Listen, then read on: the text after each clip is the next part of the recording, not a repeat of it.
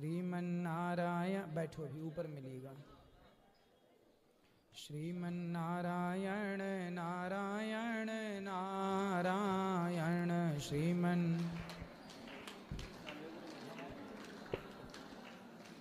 भजमन नारायण नारायण नारायण भजमन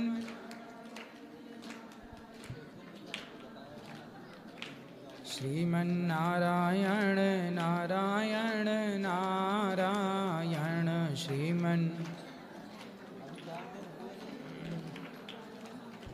बोलिए गौरी गोपाल भगवान की जय। जय श्री राधेश्याम। जिनका प्रश्न है वो अपने हाथ उठाएं। किन किन का सवाल है, जिन जिन का सवाल है वो हाथ उठाएं। अच्छा, खड़े हो जाओ।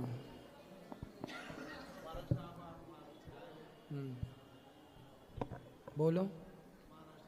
महाराज आप दर्शन लेने के लिए आए? कोई प्रश्न है? नहीं, कोई प्रश्न नहीं, मिलने का दर्शन। खुश रहिए। चलिए, और किसका सवाल? महाराज जी राधे राधे। हाँ जी। एक सवाल है, मैं ईश्वर को किस आधार पर मानूं? ईश्वर के जीवन में, ईश्वर का इंसान के जीवन में ईश्वर का क्या योगदान है? शरीर माता पिता की देन है, कर्म स्वयं पर निर्भर है, पेट खुद ही भरना है और मृत्यु अटल है। ईश्वर की पूजा करूं तो भी मरना है, ना करूं तो भी मरना है। मेरी इच्छा मुझे ही करना है, मरने के बाद। एक से पूछो, एक एक से उत्तर देते महाराज चले। जी, जैसे आपने कहा एक एक, जैसे एक एक लाइन का, जैसे आपने कहा कि माता पिता की, शरीर माता पिता की देन है, यही तो था पहले। सबसे पहली लाइन पढ़ो। सर एक डॉक्टर साहब हमारे यहाँ, उनका सवाल है, मुझे तो कोई बात नहीं, जिनका भी एक एक लाइन पढ़ो, एक एक उत्तर देता चलो। पहली लाइन पढ़ो। मैं ईश्वर को किस आधार पर मानूं? पहला, रुक जाओ। मैं ईश्वर को किस आधार पर मानूं? एक प्रश्न ये है, मैं ईश्वर को किस आधार पर मानूं? जी, मैं ईश्वर को इस आधार पर मानूं क्योंकि ये वस्तु है। जी जी। तो इसे बनाने वाला कोई होगा। बिल्कुल। बिना बनाए ये माइक नहीं बना। आपने जो कपड़े पहने हैं वो बिना बनाए तो नहीं बने, किसी दर्जी ने तो बनाया ही होगा। जी बिल्कुल। जब बिना बनाए कपड़ा नहीं बनता, बिना बनाए माइक नहीं बन सकता, बिना बनाए घर नहीं बन सकता, तो फिर बिना बनाए ये सारा संसार कैसे बना है? तो कोई बनाने वाला है, उसका ईश्वर नाम है, उसी का नाम ईश्वर है। जी जी, धन्यवाद। दूसरी लाइन क्या थी? इंसान के जीवन में ईश्वर का क्या योगदान है? दूसरी जी, ईश्वर का क्या योगदान है? जी, ईश्वर का योगदान ये है कि ईश्वर चाहते हैं इसलिए किसान खेत में बीज बो देता है। जी जी। पर फसल तो तभी आएगी ना जब भगवान चाहेंगे। जी, बिल्कुल, बिल्कुल। वरना किसान अपने से उगा ले, फसल अपने से कर ले, भाई सबका फिर 100-100 कुंटल निकलना चाहिए। किसी का कम, किसी का ज्यादा क्यों निकलता? जी बिल्कुल। दूसरा, शरीर माता पिता की देन है, कर्म स्वयं पर निर्भर है। शरीर माता पिता की देन यदि है तो फिर कोई बेटा लंगड़ा होता है, कोई अंधा होता है। यदि माता पिता की देन है तो कोई माता पिता थोड़ी चाहेंगे कि हमारा बेटा लंगड़ा और अंधा हो। जी बिल्कुल। फिर अंधा लंगड़ा क्यों होता है? इसका मतलब माता पिता अपना एक कर्म करते हैं। स्त्री माँ के गर्भ में 9 महीना बच्चा रहता है, लेकिन शरीर माता पिता की देन तो है। यदि माँ बाप की पूरी देन मान लो आप, तो कोई बच्चा अंधा क्यों होता है? फिर माँ क्यों नहीं उसकी आंखें लगा देती? फिर कोई लंगड़ा क्यों होता है? माँ क्यों नहीं उसके पांव लगा देती? मतलब कोई है जो माँ के पेट में बैठकर भी आपकी और हमारी रचना कर रहा है। वो परमात्मा है जो सबके भीतर बैठा है। जी जी। पेट खुद ही भरना है और मृत्यु अटल है, तो ईश्वर की पूजा क्यों करूं? पेट खुद ही भरना है तो ईश्वर की पूजा क्यों करूं? जब पेट खुद ही भरना है तो ईश्वर की पूजा क्यों करें? जी भाई ये बताओ, जब आप अपनी माँ के पेट में थे जी, तब कौन आपका दादा खाने देता था आपको? नहीं, भगवान देते थे। फिर डॉक्टर जब आप अपने माँ के पेट में थे तब 9 महीने किसने खाना दिया? भगवान ने। ना माँ ने दिया ना बाप ने दिया। तब तो भगवान ही ना पेट भरते थे। और जैसे ही बच्चा बाहर आया तो माँ के आंचल में दूध की व्यवस्था किसने की थी? भगवान ने। फिर जी, इसलिए पालनहार भगवान है जी। और सर एक सवाल और है, मृच्छिला धातुर्वादी मोतीश्वरम बुद्धया क्लिश्यंतति पासा मूढ़ा पराशांति न यान्ति ते। सर ये इसमें उन्होंने लिखा है, इन्होंने लिखा है कि मूर्ख लोग ईश्वर की पूजा करते हैं, जो ज्ञानी होते हैं वो मूर्ति की पूजा नहीं करते। तो ज्ञानी किसकी पूजा करते हैं? बस सर इसमें यही लिखा है, इसमें लिखा है कि मूर्ख लोग मिट्टी, पत्थर, धातु और लकड़ी की मूर्तियों को ईश्वर मानते हैं, इनको कभी भी शांति की प्राप्ति नहीं होती। तो ये फिर ऐसा- विद्वान किसकी पूजा करते हैं उनके अनुसार? कौन किसकी पूजा करते हैं? फिर वो किसकी पूजा करते हैं? शांति हम्म? सर किसी उसमें का है, इसमें नहीं लिखा तो है। किसकी पूजा करें बताओ? वो उनसे पूछो कि ज्ञानी हो तो किसकी पूजा करें। हाँ, तो सर वो बोलते इसलिए हैं कि हमारे हम- यहाँ कहते हैं ना जी। माता की पूजा करो। जी, यदि आपको पत्थर की पूजा, देखो दो ऑप्शन है। जी जो लोग कण कण में ईश्वर को मानते हैं जी वो कहते हैं कि जब कण कण में भगवान है जी। तो पत्थर भी तो कण कण के भीतर ही आता है, पत्थर कण कण के बाहर तो है नहीं। जी सर। यदि भगवान सब जगह है, सर्वम खलविदम ब्रह्म, यदि भगवान माँ के भीतर है जी तो फिर उनसे बोलो पत्थर की पूजा अच्छा मत करो, धातु की पूजा मत करो, अपनी माँ की पूजा करो। जी जी माँ को भगवान मान लो, पिता को भगवान मान लो। देखो ऐसा है कि पेट, आप गोभी की सब्जी खाओ तो भी भरना है, जी जी पालक की सब्जी खाओ तो भी भरना है, Yes. कढ़ी खा लो तो भी भरना है, यस है ना। पेट भरने के बहुत सारे ऑप्शन हो सकते हैं, जी जी है ना। किसी को गोभी नहीं पसंद तो पालक खाए, पालक नहीं पसंद तो आप तुरई की सब्जी खाओ, वो नहीं पसंद तो फला खाओ।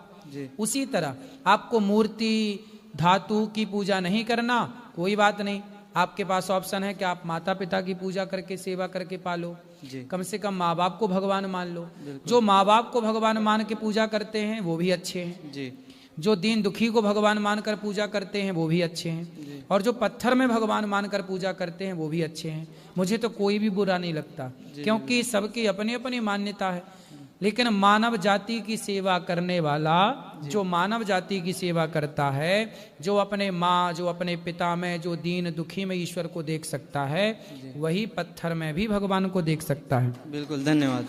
क्योंकि प्रहलाद जी के लिए पत्थर से ही भगवान नरसिंह प्रकट हुए थे। जी सर। तो ये नहीं कहा जा सकता ना कि पत्थर में ईश्वर नहीं है। हाँ, पत्थर जड़ है, उसमें ईश्वर कहाँ है, लेकिन पत्थर में भगवान नहीं होते। जी जी भक्त की भावना पत्थर से भगवान को प्रकट कर देती है, बहुत बहुत धन्यवाद। भक्त का विश्वास प्रकट करता। प्रहलाद के विश्वास ने खंबे से भगवान को प्रकट किया। जी और दूसरा सवाल ये है सर कि हमारे एक भैया हैं, वो बोलते हैं, आप जैसे बोलते हैं कि नदियों को नदियों से जोड़ दो तो जो पानी की समस्या है वो ख़त्म हो जाएगी। तो सर भैया हमारे बोलते हैं कि जैसे कभी बाढ़ आती है तो कभी बहुत ज़्यादा बाढ़ आती है, तो अभी जहाँ पे जिस नदियों में पानी है वो वहीं रहेगा, अगर नदियों को नदियों जोड़ दिया जाएगा तो और ज़्यादा बाढ़ आएगी, ऐसा बोलते हैं। तो इसका आप भाई क्या जवाब कैसे देंगे? आएगी? इसको कॉमन सेंस है ना, समझो ना। जी एक जगह पानी रुका है जी जी ज्यादा, माना कि 10 लीटर पानी है एक जगह, जी यदि 10 लीटर पानी को हमने 4 नदियों में, 4 छोटी छोटी धाराओं में डिवाइड कर दिया, जी। तो वो 10 लीटर पानी 4 धाराओं में बट गया, तो वो कहीं नुकसान न करेगा, अपने रास्ते चला जाएगा। 4 रास्ते मिलेगा ना उसको जाने के। यदि एक रास्ते से जाता जी जी तो वो आसपास के गांव को डुबाता हुआ जाता। वही हमने उसी बोला तरह कि- एक नदी को यदि 4 नदियों का सहयोग मिल जाए तो पानी 4 भागों में डिवाइड हो जाता है। जो घरों में घुसता है बाढ़ का, वो दूसरी नदी जिसमें कम है उसमें ठीक हो जाता है। जी। तो वो डिवाइड, ये तो कॉमन सेंस है बेटा, समझदारी यदि है तो सब बातें ठीक पर है। वो सर वो बोलते हैं अब और मूर्ख लोगों को ना आप समझा सकते हैं ना हम। सर वो और दूसरा सवाल वो ये बोलते हैं, आप बोलते हैं कि बैंक को 2 शिफ्ट में करना चाहिए ना बैंक, हाँ, तो वो बोलते हैं अब बैंक तो सब ऑनलाइन हो गया, तो इसमें बैंक में बैंक तो की बोले कोई जरूरत ऑनलाइन हो गए तो बैंक खुली काहे हैं फिर? नहीं। वही सब हाँ, ऑनलाइन है तो बंद हो जाए सारी बैंक। हाँ, भाई ऑफलाइन भी काम चल रहा है, ऑनलाइन भी काम चल रहा है। मूर्खों की तरह वो बात ये कर रहे। सुझाव सर आपको बहुत अच्छा है, हमें भी बहुत अच्छा लगा, इसलिए सर। और हमारे भैया हैं, उनकी सर शादी है दिन में भी बैंक चले, रात को भी बैंक चले, 8-8 घंटे की 2 शिफ्ट हो जाए। इससे क्या होगा कि रोजगार बढ़ जाएगा और लोगों को लाभ ये होगा कि उनके लिए दिन भर बैंक खुली रहेंगी। अभी 10 से 5 बैंक खुलती है, 4, जी जी फिर क्या होगा 8 से 8 खुली रहेगी। बिल्कुल तो बिल्कुल कभी भी आप जाके अपना काम कर सकते हैं, 12 घंटे खुले। सही सर। और उनकी शादी है 11 मार्च को सर, वो इंडियन नेवी में है, तो वो पर आपको मानते नहीं है, कथा भी नहीं सुनते हैं, हम बोलते हैं तो बोलते हैं वो सब ढोंगी ये वो। ठीक है, तो आप उनको बोल दीजिए कि शादी के बाद आए आपसे यहाँ मिलने। कोई बात नहीं, वो सुखी रहें, वो आए ना आए, भगवान उन्हें सुखी रखें, वो स्वस्थ रहें, यही मंगल सर कामना। उनकी माता जी हैं, वो आना चाहती हैं बहुत दिन से, लेकिन वो आते नहीं हैं कभी, और उनको परेशान करते, बोलते तुम क्या कथा वथा सुनते रहते हो, हमको भी बोलते हैं। तो आप एक बार बोल दीजिए कि शादी के बाद आइए दर्शन करने। बिल्कुल आप आए तो अच्छा है। जी धन्यवाद। भगवान देखो हम कैसे कहें, ये तो बिहारी जी का धाम है, बिहारी जी बुलाएंगे तो वो आएंगे, वरना सर। थोड़ी आ पाएंगे वो। हाँ बिल्कुल धन्यवाद। राधे राधे गुरुजी। जी गुरुजी अभी हम ना बांके बिहारी के टेक कर आए माथा, वहाँ पे हरि निकुंज चौराहा है। हरि निकुंज चौराहे पे एक बिलबोर्ड लगा हुआ है विमल का, ये ठीक है वहाँ पे ऐसी? अब विमल का, गुटके का, दाने दाने में केसर के दम का प्रचार इतना है कि अब वो तीर्थों में भी प्रचार, उनके पास पैसे हैं ना भैया, तो वो तो आपके घर में भी लगवा सकते हैं। नहीं ये बात गलत तो है ना भाई? गलत तो उनका गुटका बेचना ही गलत है। सुपर डुपर स्टार जो गुटके का प्रचार कर रहे हैं वही गलत है, पर रोके कौन? क्या आप रोक सकते हैं? क्या? हाँ भाई, पैसे वालों को आजकल कोई नहीं रोक सकता, पैसे वाले सब खरीद सकते हैं। मेरा मानना ये है कि जितने भी मंदिर के एरिया आता है ना, उसमें ना तो कोई गुटखा बेचे ना खाए। आप ठीक कह रहे हैं, आपकी विचारधारा बिल्कुल अच्छी है, हम भी सहमत हैं, लेकिन अब ये करे कौन भैया? कौन रोके? किससे लड़ाई करोगे? किससे कहोगे हटाओ? नहीं आप तो कह सकते हो। हम कह ही तो सकते, तो हम तो कई बार कह चुके कि भाई गुटखा ही ना बिके। नहीं आप तो योगी जी से भी कह सकते हो। कौन से? योगी जी से। योगी जी को नहीं पता कि गुटखा बिक रहा है इस देश में? नहीं, उतना बिलबोर्ड तो लगाना तो गलत बात है ना, ये गलत बात है, बिल्कुल कहेंगे, आप चिंता ना करो। धन्यवाद गुरुजी, मैं स्पेशल आया था ये कहने के लिए आपको। ठीक ठीक ठीक।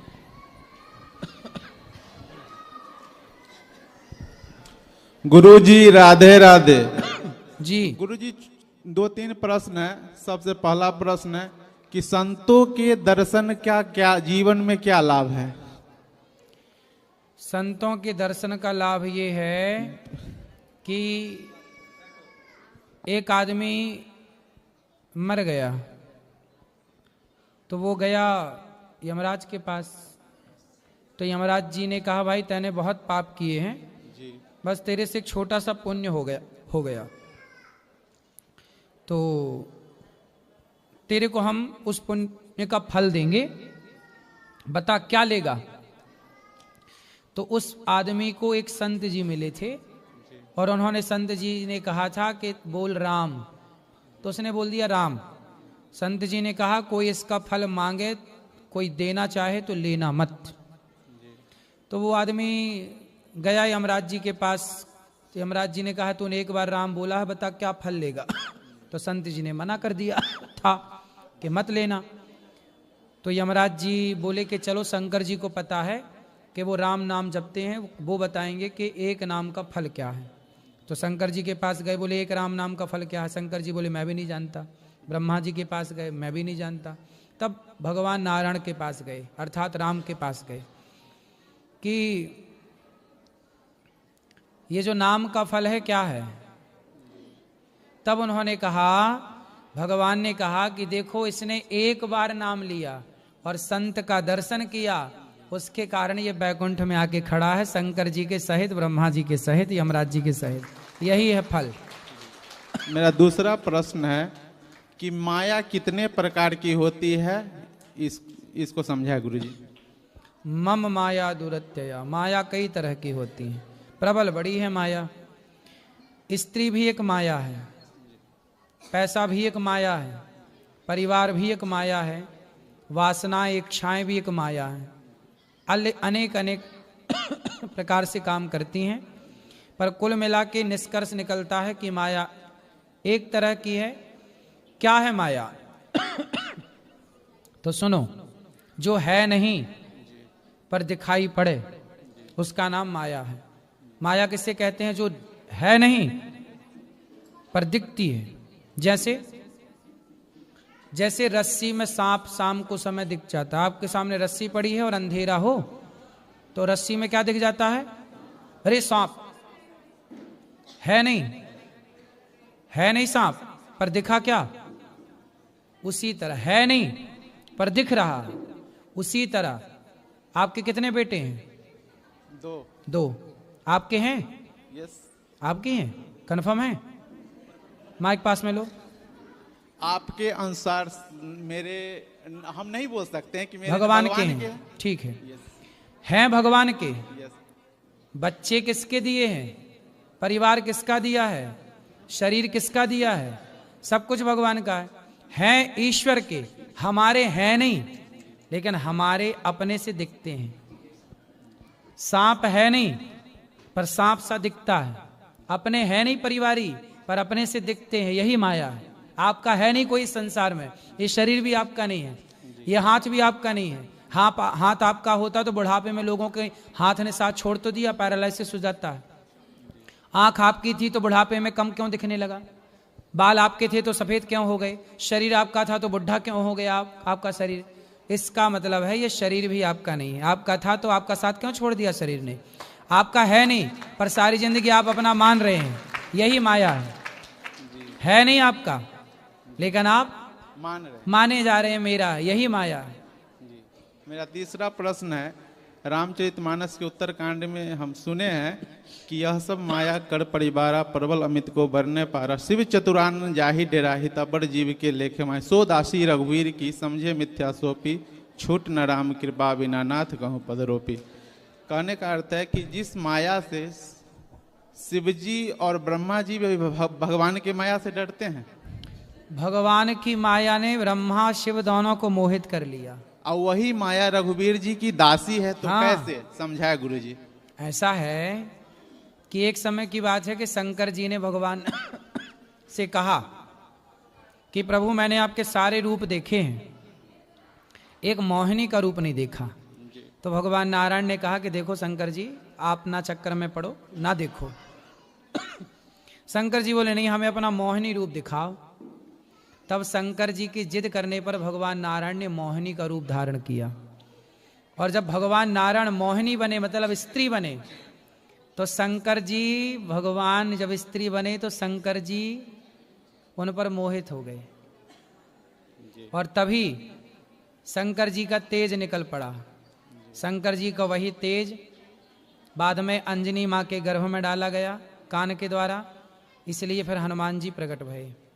कुछ हिस्सा जमीन पर गिरा, वही पारा कहलाता है। पारा के शंकर जी बनते हैं ना, वही पारा धातु जो है वही शिव का तेज कहलाती है, शिव का वीर्य कहलाती है वो। तो शंकर जी भी मोहित हो गए कि नहीं मोहिनी भगवान पर? यही माया है, भगवान की माया ने मोहित कर लिया। ब्रह्मा जी तो कई बार, ब्रह्मा जी की तो गिनती नहीं है। भगवान कृष्ण की माया आज ही सुनाए कथा में कि ग्वाल बाल और उस पर मोहित ले गए चुरा के, बाद में भगवान खुद अपनी लीला किए। सब मोहित हो गए माया में, लेकिन वही माया भगवान राम की दासी है, वही माया भगवान की दासी है, तो भगवान को कभी मोहित नहीं कर सकती। इसलिए भगवान राम, भगवान नारायण वही हैं जिनकी दासी माया है। कभी सब मोहित हो गए, कोई नहीं बचा, लेकिन भगवान कैसे मोहित हो? ये तो सब उन्हीं का उपजाया है। एक मेरा लास्ट प्रश्न है गुरुजी कि ब्रह्म को कैसे जाना जा सकता है? ये इंद्रिय मन बुद्धि का विषय नहीं है, तो फिर कैसे जाना जा सकता है? नेति नेति कह के वेद चुप हो जाते हैं। भगवान को जाना तो नहीं जा सकता, पर सोई जाने जे देहु जनाई, जानत तुम ही हुई जाई। यदि भगवान जनाना चाहें, जैसे अर्जुन को भगवान ने अपना विराट रूप जब दिखाया तो अर्जुन की आंखें बंद हो गईं, क्योंकि कोटि सूर्य समप्रभा, जिन परमात्मा में करोड़ों सूर्य का प्रकाश हो, उन्हें इन आंखों से कैसे देखा जाएगा? तब भगवान ने अर्जुन को दिव्य दृष्टि दी कि तुम मुझे देख पाओ। तो भगवान जिस दिन अपने आप को दिखाना चाहेंगे, उस दिन भगवान दिखाने की सामर्थ्य स्वयं देंगे, पावर देंगे, वरना इस चर्म चक्षुओं से भगवान की माया और भगवान को नहीं देखा जा सकता। तो भगवान जब कृपा करें तो उनकी कृपा से ही उनको जाना जा सकता है।